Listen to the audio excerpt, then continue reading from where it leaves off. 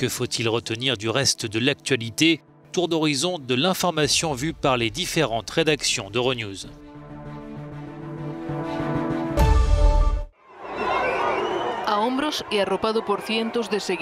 L'ancien président bolivien Evo Morales officialise sa candidature au Sénat, un scrutin qui se déroulera le jour des élections législatives, comme nous le rapporte l'équipe espagnole d'Euronews.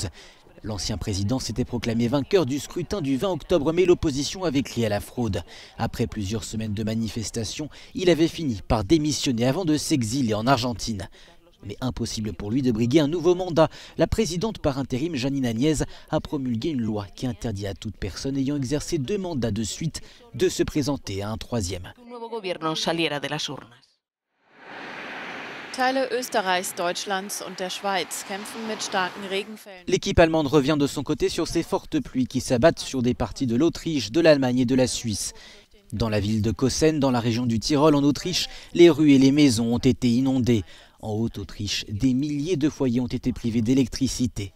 En Allemagne, à Trèves, le niveau de la Moselle était de 5 mètres au-dessus de la normale dans la matinée, en cause de fortes quantités de pluie qui sont tombées dans les Vosges françaises.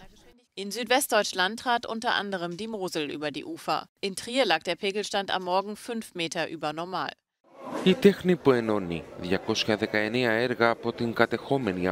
Enfin, nos collègues grecs se sont penchés sur l'archypriote comme vecteur de réconciliation entre les communautés grecques et turques de l'île.